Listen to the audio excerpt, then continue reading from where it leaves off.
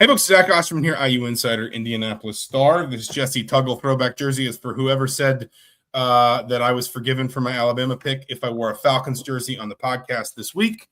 He is Mike Niziolek. This is Mind Your Banners for Tuesday, January 6th, 2026. A programming note at the top. First of all, hello to all of you. Thank you all who joined us out in Pasadena. We would love to see all of you in Atlanta. Thank you, everyone who, Mike, I think you got a few of these too.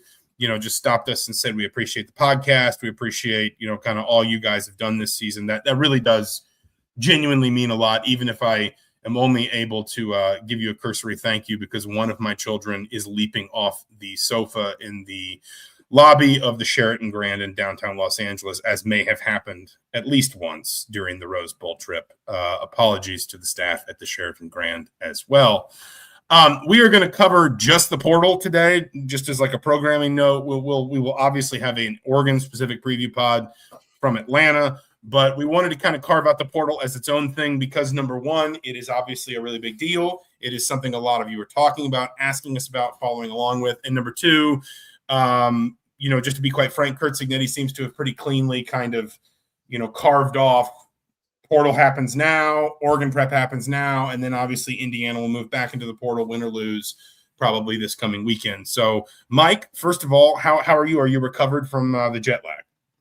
No, I'm floating through cities. Back in Indiana. In Indiana. It does feel like this time of year, and the tournament feels this way too. It does feel a little bit like floating. Like you just sort of look around and you're like, "How did I get to here? What day is it? Where am I going?" It's different than basketball because the stakes are so much. There's so fewer teams. Like if you only make it for the first few rounds, it's just different. It's just. Well, I mean more like the travel and the idea that it's a lot less like you forget what day it is. Like it's just sort of like basically. Between the work that's got to get done and all the travel, like it's just like you're honestly just like, here we go. Where am I supposed to go next? What is next? Right. I'm just constantly crossing things off the list until basically everything ends. The portal so far for Indiana has been awfully busy, and I would say, I'm always a little bit hesitant about like transfer portal rankings and things because. Obviously, a player out of the portal in particular is going to be more valuable to one program than another and so forth. But Indiana's gotten, I think it's fair to say, a really, really good start. 9 transfers so far, just to list them for those who don't know. And I'm going to mispronounce a couple names. Forgive me. Brock Schott, the tight end from Miami, who is originally from Leo, Indiana. Chidi Obiazor from Kansas State. Josh Burnham from Notre Dame. Those are both edges. Turbo Richard or Richard, I'm not really sure, but I'm sure we'll find out in time. The running back from Boston College, Daquan Sanks, the sort of safety hybrid rover potential player from Cincinnati. Josh Hoover, of course, quarterback from TCU. Toby Osunsanmi, another edge from Kansas State. Nick Marsh from Michigan State. And Preston Zachman from Wisconsin. Zachman is a safety. Marsh is a wide receiver. I guess, Mike, your first impressions, we'll probably go about 25, 28 minutes here today. Your first impressions on this class overall. Well, yeah, I think you can kind of see, you mentioned kind of him separating the weekend out, and they had like 13 visitors on campus, I guess Saturday, I believe it was. We landed with 9 commitments kind of out of that group. And you could kind of see where they thought their priorities were. Obviously, quarterback is sort of started with, and I think this sort of answers our question whether, I think it was leading this way all along. Is Fernando coming back? Josh Hoover obviously signing makes that extremely unlikely, but quarterback was obviously the top need. Edge rusher, they land 3 of them. Toby is sort of the highest rated, even though his production was like a step below his teammate. I think they're probably, the recruiting services like his upside. He was, I think the ranked fourth highest ranked edge rusher. But obviously Indiana's losing 3 of them. They're 3 most experienced guys, and they've got a lot of young guys on the roster all along the defensive line, but no experience. And so you knew right away that was sort of a need. And then obviously they signed 2 safeties. So they're losing 2, 1 in, 1 out basically. And so I think you kind of saw what they thought their biggest positional needs were. And now sort of that next wave, I think you're kind of writing about it for later this week in terms of like what their needs are next. You talk about, center, I think is probably at the top of that list. And then just sort of filling in the holes. But we talk about 9 guys They got probably room for double that. But I mean, there's a lot of frontline talent here. I mean, you talk about Hoover, you talk about Marsh, 4-star rated transfers. Hoover, I think, is the most productive returning quarterback in the country. Something like that. He's got like 9,600 yards. Yeah, and then Marsh, obviously, I think Indiana fans and this coaching staff saw how dangerous he could be in person.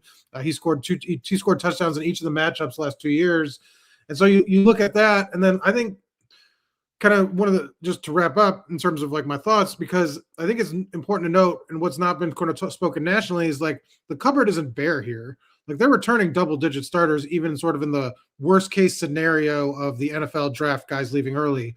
And so it's not like they had to get 10 4-stars to try to like carry this over. Like they've got a good base to build around because they've developed a couple of you talk about developing Charlie Becker, Elijah Hardy, Mario Landino.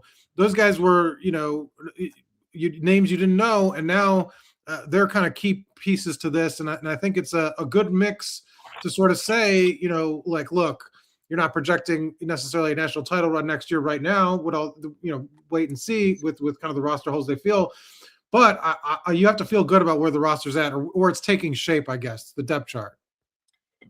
What strikes me, among other things, like we talked about at different times, how much I think Indiana lost in the 22, 23, and 24 classes.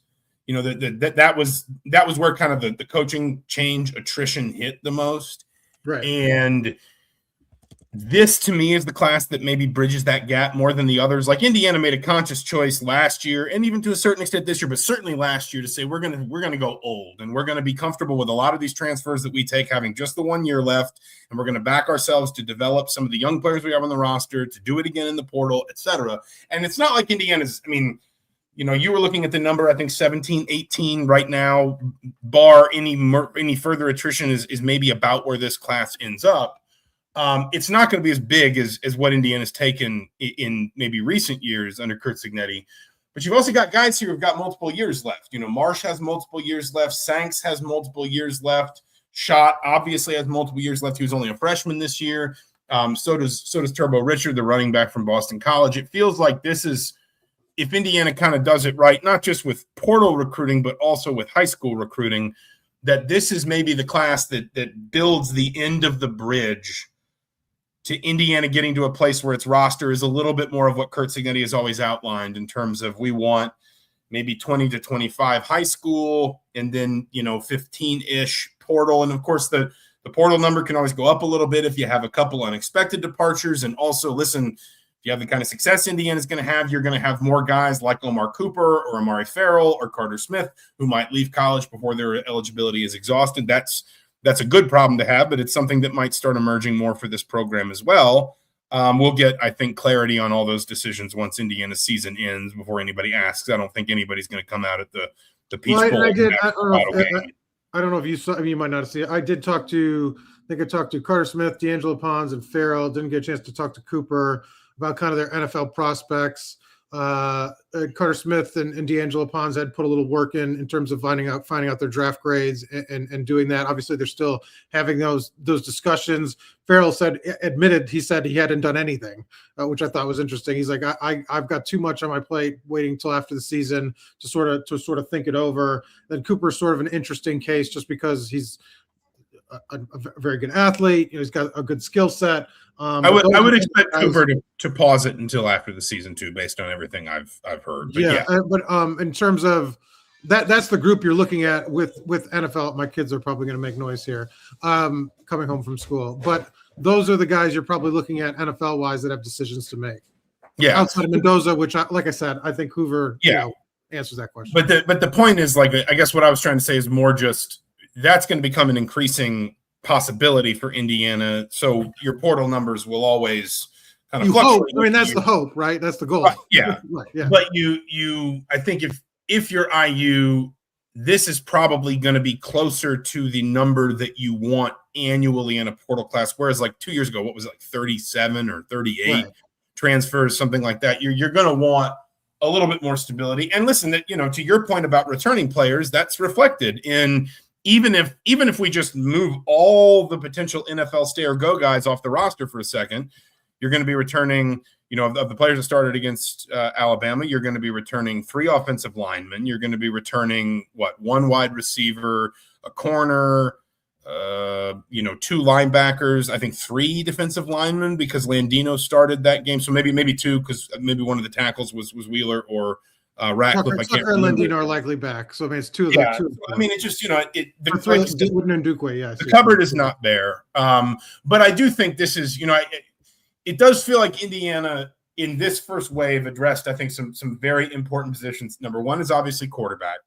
I wouldn't be shocked if they want a Grant Wilson type somewhere down the line. They only have 3 projected out for next year because at least they haven't so far. They could still take one like they did last year late, but they don't currently have a true freshman projected on roster for next year. They'll have 2 players with 3 or more years of experience. It just wouldn't stun me if they go try to find a Grant Wilson type player somewhere along kind of the line, but that's not necessarily a front end concern. That's a player that maybe you're looking for at the back end of the portal.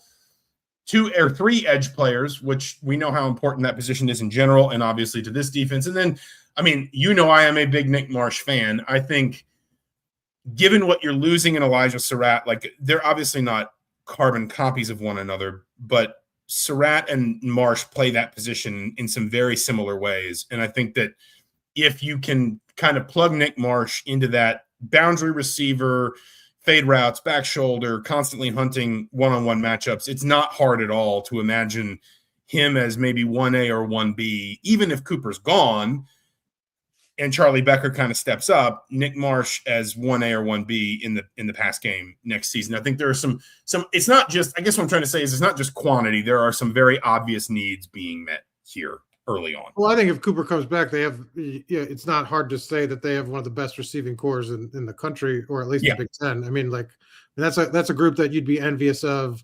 I mean, it's top heavy a little bit, but there's something we haven't talked about. Tyler Morris seems to be in the mix, coming back. I mean, he was kind of back at practice. He's been at practices. I doubt he's in the mix for these games, but no, in the mix in terms of coming back with a name on the roster still. I didn't realize he had a red shirt available. He doesn't even have to medical. He did, yeah. So I mean, he doesn't have to go through a waiver process that can be tricky sometimes. And so that was the guy that they were really high on his skill set to start, right? That was one of their first choices at receiver last year. So you add in then the freshmen, the guys that are going to be sophomores, LeBron Bond, Davian Chandler, guys that they're really excited about on top of it. And that, to me, that's a great position group, sort of a mix of homegrown talents, guys that, stayed through obviously Cooper, and then filling in with transfers. It's kind of the mix you want and what you're going to get on most college rosters. A couple questions here. Someone asks, do you see Alberto as the successor to Hoover in 2027? And what solutions do you see to offensive line depth? I think to the first one, I think Indiana would probably like that, right? That maybe this is, 1 year of a really proven top-end quarterback and 1 more year of development for Alberto Mendoza. Obviously, that's kind of a best laid plan situation, but I don't think either of us would be stunned if that is kind of the I wouldn't be surprised, though, if Curt Cignetti doesn't the way they maybe frame the competition this year is different than when Fernando came in. I think that's fair. I think Alberto's going to have a chance. Alberto's not going to be and he's a guy in the room. I think it's going to be he's had 2 years in this offense. They're going to let him shine a little bit and compete and push Josh Hoover. I think it's fair to expect Josh Hoover to win the job given his experience and given the staff's appreciation of experience and production. But I think it's different than what we saw last year when it was Fernando's the starter. We're not doing these games. It's not semantics. And so that's what I would sort of add to that part of it. They also asked, what solutions do you see to offensive line depth? I do think Indiana needs to add at least one piece there too. Maybe if Carter Smith leaves, that is the one position too. Not that Cignetti doesn't have faith in all of his assistants.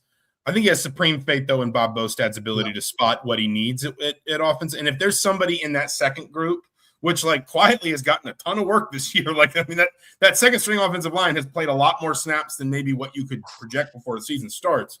Johnny developing. Yeah. And if there's someone, more from that group that Bostad says, this guy's ready, trust me, I can work with him. He's ready. I think Cignetti would have faith in Bob Bostad. And I think it'll be, I only bring that up because I think it will be interesting to see kind of how that develops. Mark asks, and I'm 99% sure on this. He asks, can players sign after the portal window closes? It's only to enter your name. Correct. I'm 99% sure that's the case. That's how it works in basketball. So I don't know why it wouldn't work. Yeah, that's like the window is for getting into the portal. Now, unlike basketball, there is a much more defined kind of end date. It's hard, not impossible, but hard to get guys kind of into the academic side of things past a certain date in the spring semester starting, and different schools are on, different calendars, and some are on semesters, trimesters, etc. But the window here is just for getting into the portal, not getting back. And we should say that the teams that do, Indiana's only had 4 players enter, all reserves. I believe they're no longer on the team. Teams that make the national title, I think, is an extra 5-day window for players to enter the portal. Than the other team. So obviously could impact Indiana. And that is a question I'm interested to see. We talk about kind of the draft.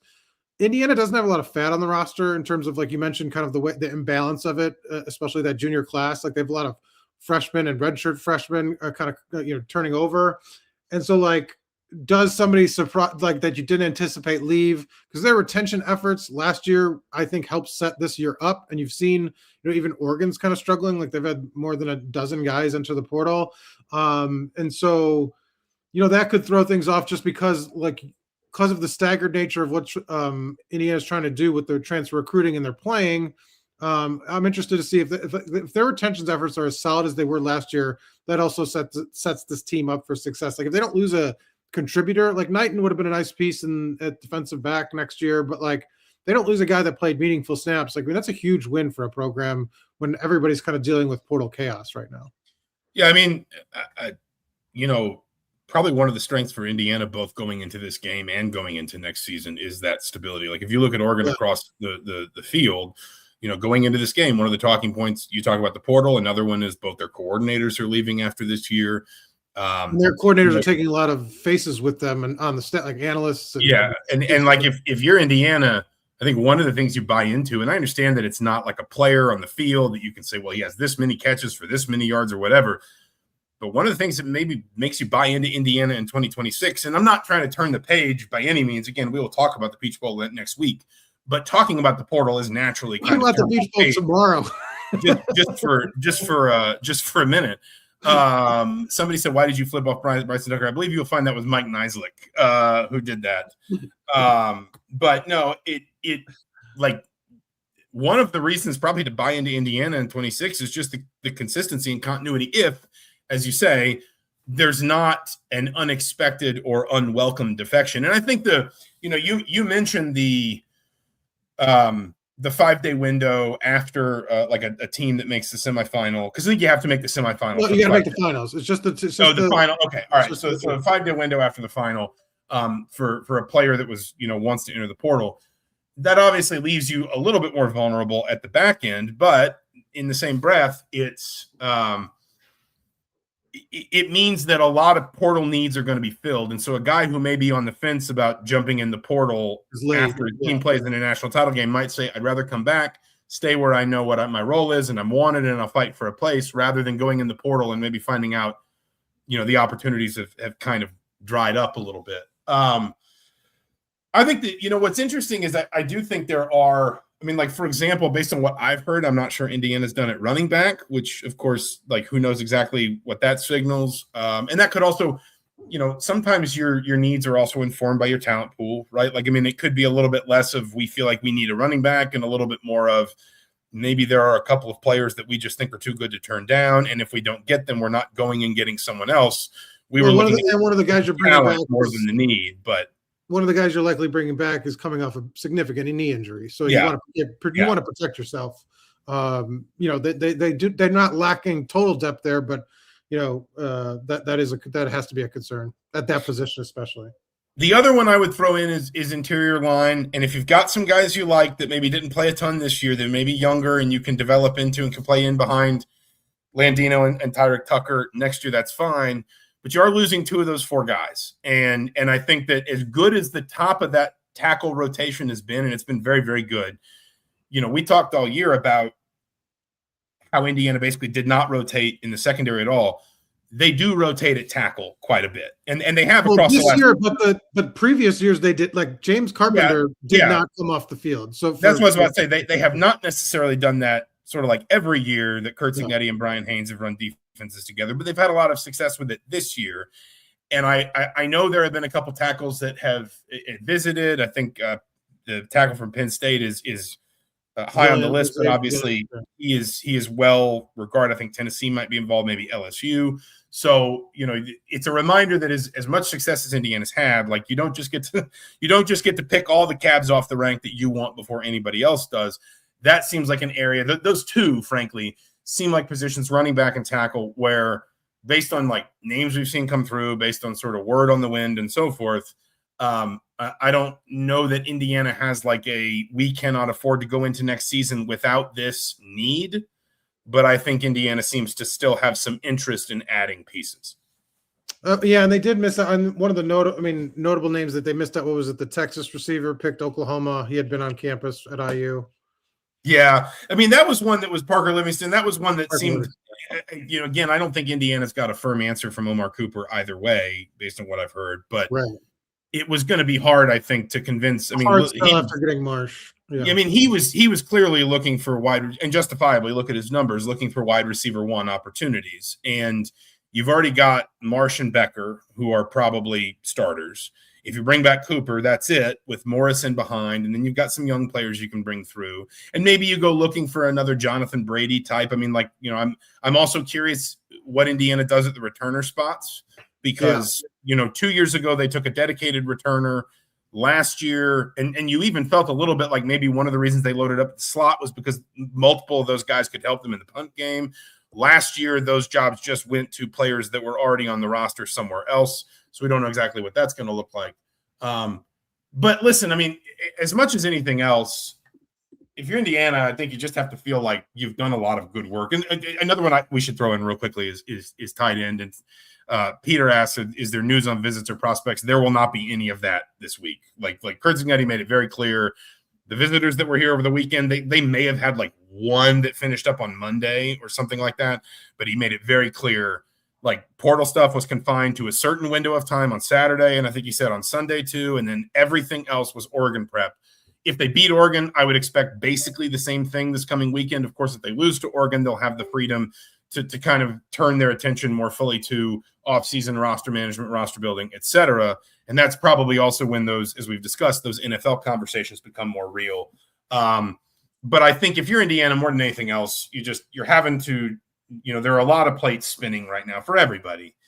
And I think you have to feel good about how much ground you have been able to cover in the portal, given what you needed, given what else is going on. And this allows you, whether you win on Friday or not, this allows you the luxury of being able to kind of be a little bit pickier, probably be a little bit more refined in your approach to what's left in the portal.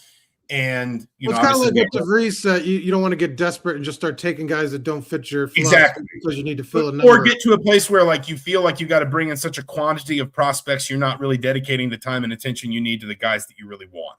Or like I just think for somebody, I mean, because the money matters now, right? Like, I mean, like if you're desperate, you're going to be, you run the risk of overpaying for somebody that maybe doesn't fit or isn't right. And so like, I just think, but like you said, it's not just volume, it's sort of the quality too. Like I said, like they got top end prospects at three different positions of need. Right. And then, not guys that are far behind. Like, I mean, I think two others are, as of right now, when they committed, top 150, and rankings aren't the end all be all, but like it is striking that the fact that like they, in 48 hours, they gave themselves 48 hours to try to reload a roster for next year, and they accomplished much of what they wanted to try. Like if they had 13 on campus and they got 9, I mean, that's a pretty good hit rate, right? Of your first group of like, these are the guys we identified that we wanted. Like, and there are even some guys in there they might still get that just haven't committed yet. Cignetti mentioned like sometimes you get them on campus and like this doesn't work on either side, right? And so like you're not expecting all 13 to be like after that meeting, that one-on-one sit down with him, like this is going to work for both of us. So like 9 out of 13, there's not much more you could do with that, right? Like and the time that they had, like I just think it's an impressive. It speaks to sort of obviously his sort of insane focus that like we give ourselves this allotted amount of time. These are the guys we're going after, and that's what we're doing. And it was like I said, I just think it sets them up well to sort of, in the weeks to come, finish this sort of, reloading off because, like I said, they set them up for success. Close with a couple questions here because we are getting kind of close to our hard out time. Mark said, is Sig also GM? Yes. Now, he places a lot of faith in Matt Wilson and his player personnel department as much as we talk about staff continuity. Anytime you bring up like his assistant coaches staying with him or, Indiana making sure that he doesn't lose his coordinators and all that, he will nearly always point to his recruiting staff too and give them a lot of credit for being able to sort of do a lot of the legwork, both in identifying and kind of laying the ground for Indiana to recruit guys, whether it's out of high school or in the portal. So he's got help there. Like he's not literally doing it all himself. But I think the key part of that is the money part of it. He's the one that's sort of driving. Yes, like the final decision on all of it comes to his desk, basically. Well, and how to sort of separate how Indiana doesn't have someone above him from a roster sort of decision perspective. And then Joe asked, are there any scoop on rumors of multiple $1 million donations to football NIL? I know that stuff's running around out there. I don't know for sure this person did this and that person did that. All I will tell you is a season like this will always generate more income and more donations and more energy. It generated a lot more revenue too. I don't think that should go undersold in terms of. Yes. I mean, especially in a year where you only had the 4 Big Ten home games. So you were already sacrificing that extra Big Ten, that Big Ten home game. David asked if I drive you nuts talking over you. We drive each other nuts on drives to Iowa City but not home from Chicago where I leave Niz, especially in impending blizzards. But no, I mean, listen, Indiana, I don't think is going to be short of money. And it's also worth saying, I say this whenever we have this conversation, not all that's probably going to get spent this year. Like you're going to bank some of that so that you're not draining the budget to zero every single year. And some of that might also be dedicated to other things. We've talked about how Indiana seems to be preparing to move forward on some of the stadium renovation stuff that I think, is near and dear to Scott Dolson's heart. But without knowing firm specifics, I think you can rest assured that if Indiana's having this kind of success early and at the top end of the portal sort of cycle, then that's not just a reflection of what's happening on the field. That's also a reflection of Indiana's position. They have resources. I mean, they have resources at the bank, right? I mean, that's what you're competing with, right? I mean, you have to. Yes. Yep. Absolutely. And it shouldn't go ignore that. Also, that they are fully funding revenue share, so that is what like 16 million towards the football. Maybe that's a little time. How a little bit? It's like 15 and a half, 15.7. So I mean, like that's money that's part of the budget, and so like that's your baseline, and then you kind of supplement there with the NIL part of it all. But like I mean, they have what they need, and go ahead. No, I was gonna say even if you're playing quote unquote by the rules with all the NIL go stuff. You probably can make a case for spending more NIL money than most if you're going to Rose Bowls and Peach Bowls and marketability, yeah, absolutely, and winning Heisman trophies, All-Americans, etc. So, yeah, and frankly, I mean, what was the number that came out? 23.9 million, 23.8 million people watching the Rose Bowl, the most watched playoff game in the 12-team era. So, I saw a story that had to be retracted that the Indy Star ran about that. I didn't see the final thing, but yeah.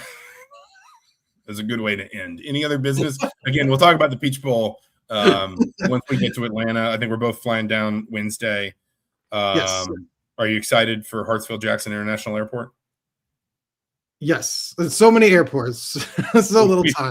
Yes. I have another brief connection in Dallas, and it's the opposite. I cannot believe you have to. I mean, I'd fly through Charlotte, but I can't believe you have to fly through Dallas. Yeah, it's silly. But like, so I had to go from C to A, A to C in the early hours of after the Rose Bowl, and now I have to go the reverse way, like almost the exact gates, but reverse tomorrow morning. So it should be. I connected through Dallas on the way back too, and I was so asleep when I got off the plane that I didn't realize my gates were like basically next to one another, and I walked like 10 gates down. And then just sort of like woke up basically and realized that I had just walked straight past my gate when I got off the plane. So he's flying direct? No, I just told you I'm flying through Charlotte. So, you're flying to Charlotte. Okay. Yes. You can get some Shake Shack. There you go. No, I don't think I have like a 40-minute layover in Charlotte. So Okay, so you're in the same boat. All right. We'll be running. But he's Mike Niziolek. I'm Zach Osterman. This has been a transfer portal special. Mind your banners. Obviously, we will have more to talk about in the portal as things develop across the rest of this month and maybe even a little bit into the next one. We will be back later this week to talk about the Peach Bowl and only the Peach Bowl. But for now, for the Indianapolis Star and the Bloomington Herald Times, thank you all so much for watching, for listening. We will talk to you soon.